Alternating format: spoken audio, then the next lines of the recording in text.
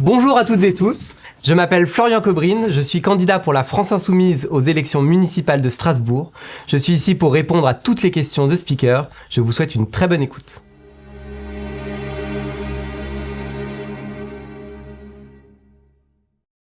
Bonjour à tous, aujourd'hui nous sommes avec Speaker en compagnie de Florian Cobrine et Salsabil.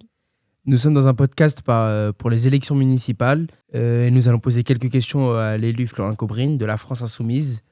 Dans votre programme, vous parlez d'égalité, d'éducation, de culture populaire ou encore de justice sociale. Et nos deux axes de notre podcast seront la jeunesse ainsi que les quartiers. Donc, vous vous présentez aux élections municipales qui vont arriver très bientôt. Qu'est-ce qui motive votre candidature ? Bonjour à tous les deux. Merci pour l'invitation et merci de prévoir ce temps d'échange. Notre candidature, elle est motivée par la France Insoumise parce que nous avons plusieurs objectifs.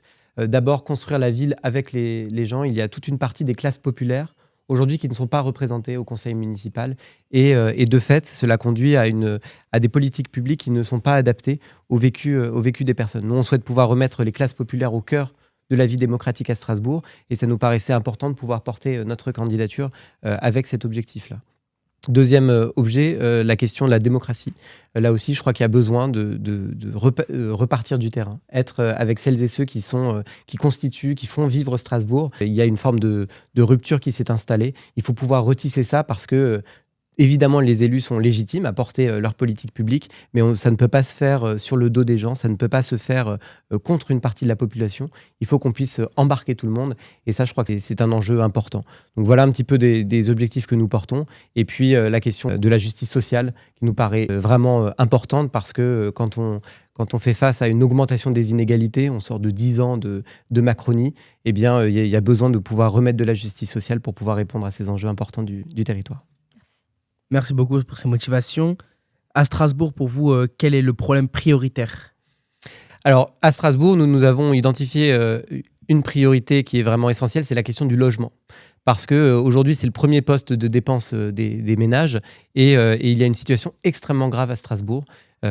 Pour prendre un petit peu quelques chiffres, il y a 30 000 personnes qui sont en attente de logement social. Il y a un étudiant sur 4 seulement qui voit sa demande de logement Crous qui est reçue positivement. Il y a des quartiers qui sont devenus inaccessibles avec des loyers extrêmement chers. Donc face à ça, je crois qu'il y a besoin d'une réponse ambitieuse qui va permettre de pouvoir changer en profondeur les choses. Nous, on propose plusieurs choses. D'abord, la question de la régulation du marché immobilier.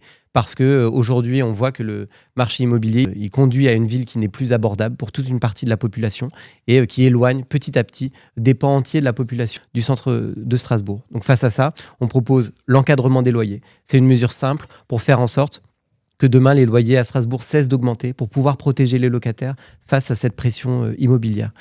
Premier enjeu, donc la régulation. Il y a d'autres volets de régulation, notamment la lutte contre les Airbnb. Aujourd'hui à Strasbourg, c'est un vrai risque. Dans certains quartiers, cela grignote petit à petit des logements qui sont faits en principe pour les étudiants, pour les familles. Et bien là aussi, en ayant des moyens renforcés pour pouvoir contrôler ces logements-là, eh bien, on aura la possibilité demain de faire en sorte de pouvoir vivre dans l'ensemble des quartiers à Strasbourg. Ensuite, il y a le volet de construction, parce que là aussi, la ville, elle doit prendre sa part, notamment sur les logements sociaux. Nous proposons de construire 1500 logements sociaux par an. C'est une manière de dire, eh bien, à Strasbourg, tout le monde doit pouvoir se loger. On sait que le marché immobilier, le privé, ne permet pas de loger toute une partie des familles.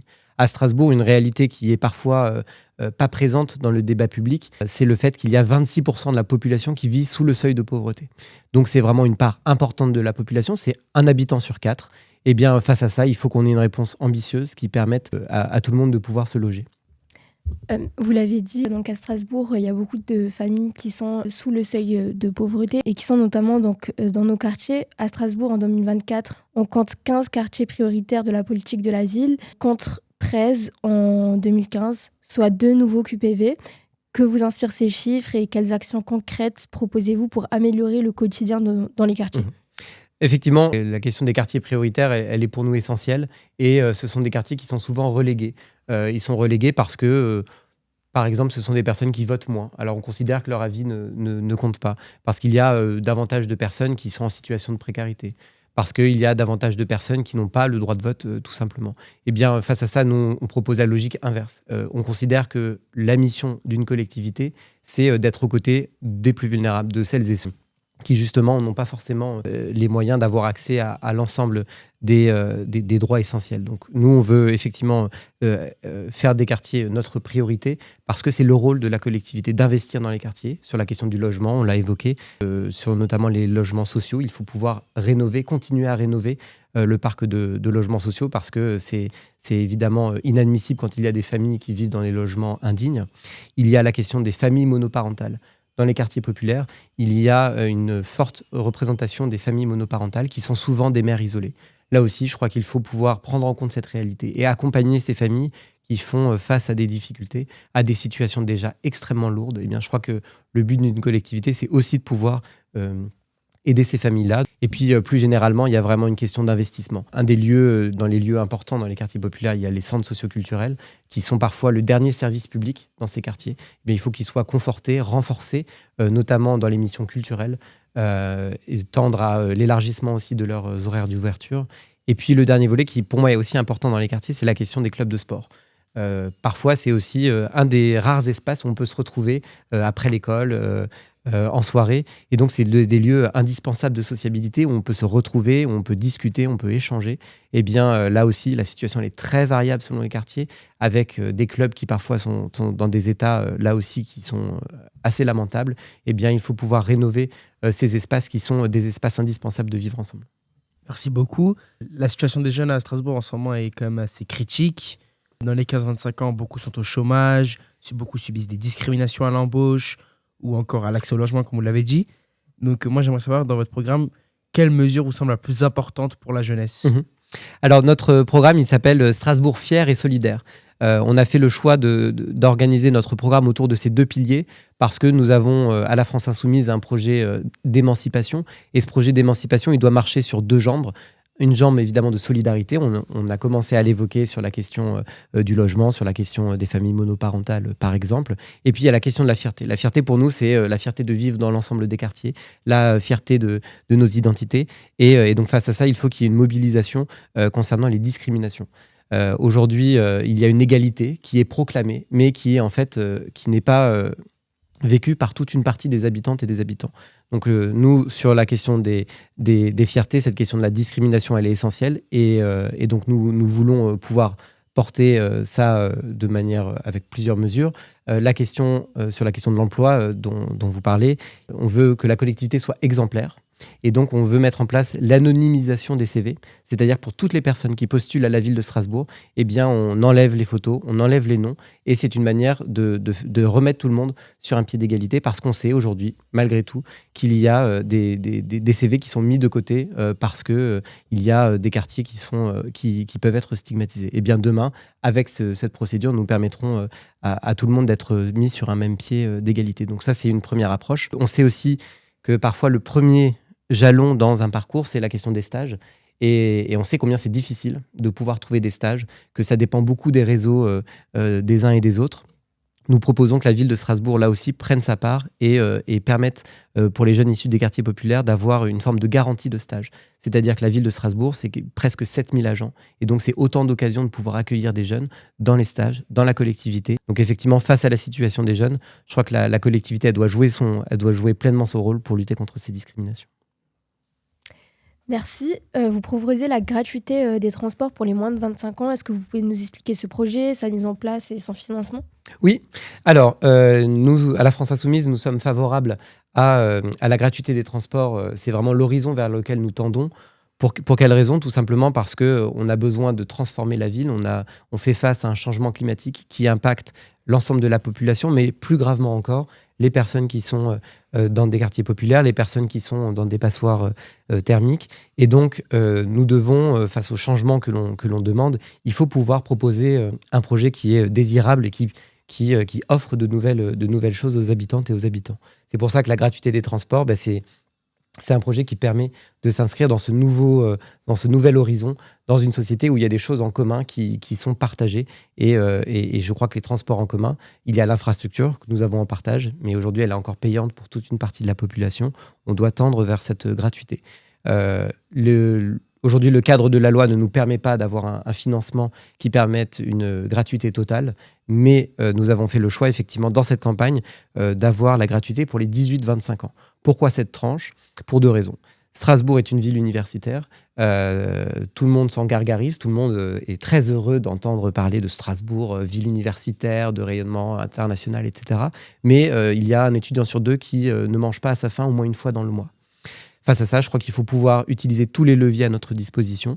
Et bien, en mettant en place la gratuité des transports, c'est une mesure qui nous permet de pouvoir faire en sorte que demain à Strasbourg, tous les étudiants de tous les milieux sociaux puissent vivre. Et puis, l'autre raison pour laquelle nous avons mis en place cette mesure, raison pour laquelle nous la portons, c'est parce qu'il y a les moins de 25 ans sont les grands oubliés des politiques sociales de notre pays.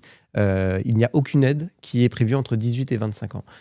Alors que certains jeunes sont en rupture familiale, et certains jeunes font face à des situations d'extrême précarité, et bien là aussi, c'est une manière de pouvoir prendre nos responsabilités au niveau de la commune pour pouvoir avoir cette gratuité des transports. La gratuité, c'est un objectif de gratuité universelle qui permet à tout le monde de pouvoir y accéder. Donc, c'est une manière très concrète de pouvoir accompagner les jeunes. Dernière question. Dans votre programme, vous parlez d'une approche participative, notamment avec la participation citoyenne des différents consuls. Est-ce que vous pouvez nous expliquer son fonctionnement dans les mairies et plus concrètement ce que c'est ? Oui. Alors, la démocratie participative, elle est pour moi essentielle parce que nous avons la démocratie représentative, ce sont les élus qui sont désignés par le peuple, mais ces élus, on sait qu'ils ne sont pas pleinement représentatifs parce qu'il y a des personnes qui n'ont pas le droit de vote. À Strasbourg, il y a beaucoup de personnes qui vivent à Strasbourg mais qui n'ont pas le droit de vote parce qu'ils n'ont pas la bonne nationalité selon le droit français. Eh bien, ces personnes participent complètement à la vie de la ville et ils doivent pouvoir aussi participer démocratiquement. Il y a les jeunes qui n'ont pas le droit de vote et pourtant les politiques publiques qu'on va mettre en œuvre, eh bien, ils sont les premiers concernés également. Et puis, il y a toutes celles et ceux qui font le choix de ne pas voter pour des raisons qui leur appartiennent mais qui, malgré tout, seront aussi impactés par les choix que l'on fera. Donc, il y a une démocratie représentative dont les élus sont issus avec les élections. Avec tout un tas de limites que j'ai pu évoquer. Face à ça, eh bien, la démocratie participative, elle doit être un contrepoint. Elle doit permettre justement à toutes celles et ceux qui n'ont pas la voix au chapitre de pouvoir participer. Donc la question des personnes qui n'ont pas le droit de vote, la question des mineurs, la question des abstentionnistes, eh bien toutes ces personnes-là doivent pouvoir enrichir la vie démocratique. Et pour nous, c'est tout l'enjeu de la démocratie participative, c'est de permettre à toutes ces personnes-là de pouvoir participer pleinement à notre vie municipale.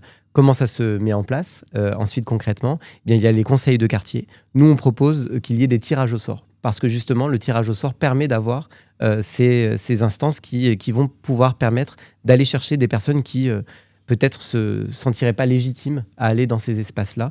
Eh bien, par le tirage au sort, on va pouvoir proposer à tout le monde de pouvoir accéder à ces fonctions dans les conseils de quartier.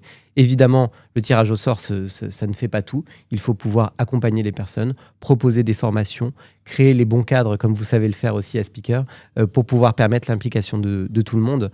C'est vraiment pour moi un enjeu parce que la démocratie représentative, parfois, elle est brandie comme une forme d'étendard, mais elle ne fait que reproduire certaines limites du système démocratique. Au contraire, il faut pouvoir approfondir ce système démocratique et on considère que ça passe vraiment par la question de la représentation et le fait d'impliquer un maximum de personnes. Donc ça, c'est vraiment cet enjeu. Et puis, donc ça, c'est le volet conseil de quartier. Et ensuite, il y a les mairies de quartier qui sont un petit peu la porte d'entrée au niveau municipal pour toutes celles et ceux qui ont besoin de la collectivité. Là aussi, je crois qu'elles doivent être renforcées, les mairies de quartier, dans leur rôle de premier guichet, de premier interlocuteur, parce que c'est la porte d'entrée. On doit pouvoir renforcer leur place. Et puis, le dernier volet, qui pour moi est important aussi, c'est l'implication sur tous les projets. Parce que parfois, on a des projets qui sont pondus de la part d'élus un peu déconnectés du terrain. Et bien là aussi, il faut pouvoir remettre les citoyens au cœur de chaque projet parce que quand on fait des travaux, ça impacte la vie des citoyennes et des citoyens, ça impacte la vie notamment des personnes âgées, des personnes seniors, des personnes qui ont besoin de leur voiture. Eh bien, on doit pouvoir transformer la ville, mais avec les gens. Et je crois que rappeler que cette question de la participation, elle se joue aussi à cet endroit-là. On transforme la ville, mais on doit le faire avec les gens. Merci beaucoup d'avoir pris le temps de répondre à nos questions. Merci à vous, chers auditeurs, pour votre écoute. On se retrouve bientôt pour de nouveaux podcasts. Merci. Merci.